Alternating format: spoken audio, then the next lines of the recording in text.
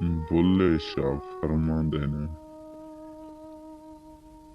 नहीं लंघदा वक्त विछोड़े दा, बिन यार गुजारा कौन करे।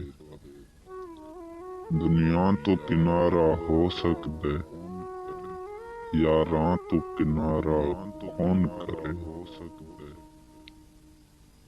एक दिन होवे ते लंघ जावे भुलिया, सारी उम्र गुजारा कौन करे।